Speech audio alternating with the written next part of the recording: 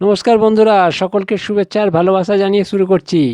আজ বলবো মাইক্রোসফট ওয়ার্ডের ড্র ট্যাবের অন্তর্গত এডিট, কনভার্ট, ইনসার্ট, রিপ্লে এইগুলো।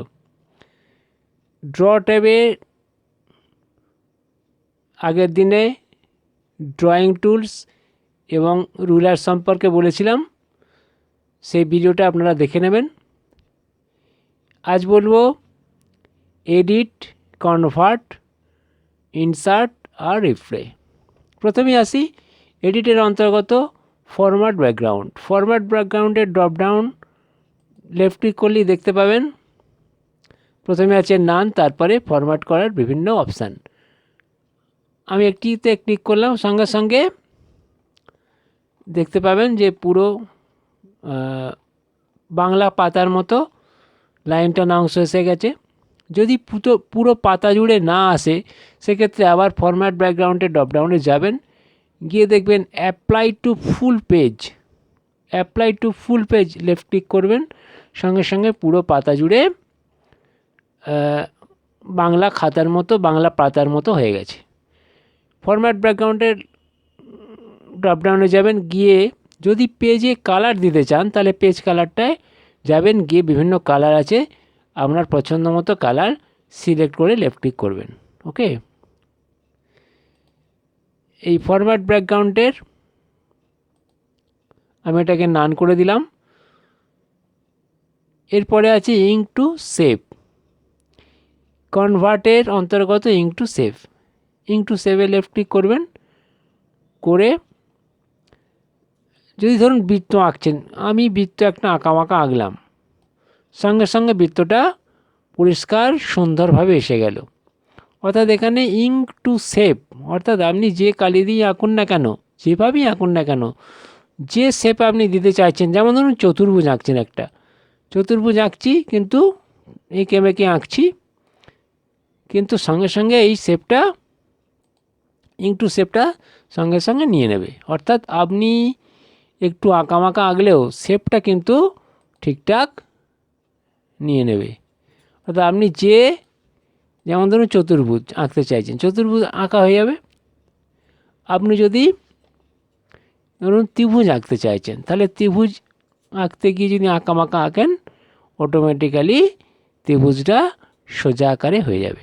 এটা হচ্ছে ইঙ্ক টু শেপ। এইগুলো আমি সিলেক্টের সাহায্যে ডিলিট করে দিলাম। ডিলিট করার পরে এরপরে কনভার্ট মেনুতে দেখবেন ink to math. Ink to ম্যাথে লেফট ক্লিক করলে একটি দেখবেন ম্যাথ ইনপুট বোর্ড এসে গেছে, রাইট ম্যাথ হেয়ার লেখাযুক্ত। এর নিচের দিকে দেখবেন একটি রাইট পেনের মতো আছে, তারপরে হচ্ছে ইরেজ, তারপর সিলেক্ট, আর শেষে আছে ক্লোজ। আমি এখানে এই রাইট টুলটা নিয়ে লিখছি এ স্কোয়ার প্লাস বি স্কোয়ার। ওকে, দেখুন সঙ্গে সঙ্গে খুব লেখার জায়গাটা খুব সুন্দর, এ স্কোয়ার প্লাস বি স্কোয়ারটা এসে গেল। আমি যদি এর নিচে লাইন টেনে এ স্কোয়ারটা লিখে দিই, সঙ্গে সঙ্গে A plus A square plus B square by A square খুব সুন্দরভাবে এসে গেল। আমি যদি এখানে ইনসার্ট করি, তাহলে সঙ্গে সঙ্গে পেজের মধ্যে এই লেখাটা এসে যাবে, A square plus B square by A square. আমি লেখাটাকে একটু বাড়িয়ে নিলাম। ওকে, আবার আমি ড্রতে ফিরে গেলাম। এরপরে আছে ড্রয়িং ক্যানভাস।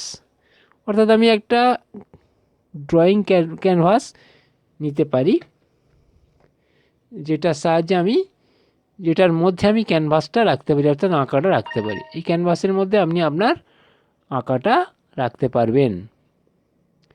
এখন এরপরে আছে রিপ্লে, ইঙ্ক রিপ্লে।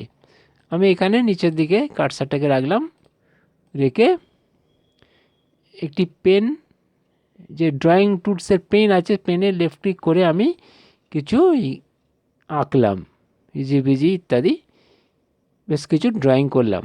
করার পরে আমি যেই ইঙ্ক রিপ্লেতে ক্লিক করব, সঙ্গে সঙ্গে দেখাবে যে ইঙ্কটা কিভাবে গেল, অর্থাৎ ইঙ্কটা আমি কিভাবে ব্যবহার করেছি সেটা এই রিপ্লের মাধ্যমে দেখা যাবে। তাহলে বন্ধুরা, আমি ড্রয়ের অন্তর্গত এডিট, কনভার্ট, ইনসার্ট এবং রিপ্লে সম্পর্কে বললাম। সকলকে ভালোবাসা শুভেচ্ছা জানিয়ে শেষ করছি। ধন্যবাদ।